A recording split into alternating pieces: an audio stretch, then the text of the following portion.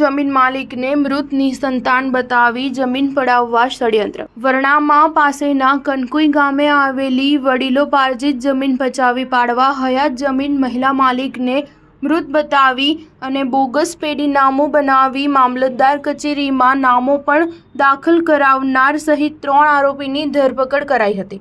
વાઘોડિયા તાલુકાના ખંદા ગામે રહેતા 54 વર્ષના ભરત સાધુએ વરણામા પોલીસ મથકમાં નોંધાવેલી ફરિયાદમાં જણાવ્યું છે કે ભરતની માતા લલિતાબેનની વડીલોપાર્જિત જમીન કનકુઈ ગામે આવેલી જમીનમાંથી લલિતાબેનનું નામ કાઢી નાખવા માટે 22 ઓક્ટોબર 2021ના રોજ નોટરી પાસે સ્વ શાંતિલાલ ઉર્ફ સંતરામ મોતીરામ સાધુનું બનાવટી પેઢીનામું મૂળ ખેડા જિલ્લાના હાથજ ગામના વતની અને હાલ તાલુકાના મેઘાકુઈ ગામે રહેતા નંદકિશોર રાજેન્દ્ર પ્રસાદ ભટ્ટે બનાવી સોગંદનામું કરાવ્યું હતું। આ સોગંદનામામાં લલિતાબેન નિસંતાન અને તેમનું નિધન થઈ ગયું હોવાનું પેઢીનામામાં દર્શાવાયું હતું।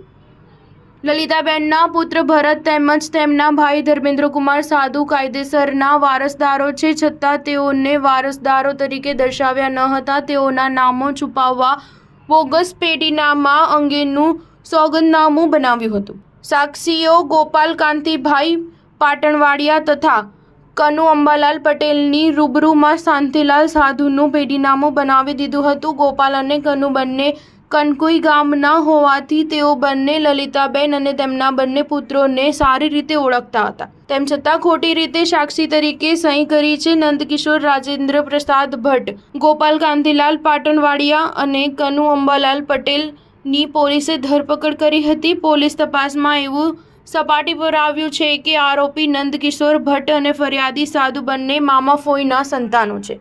સ્ટાર ન્યૂઝ 7 હંમેશા સચ્ચાઈની સાથે।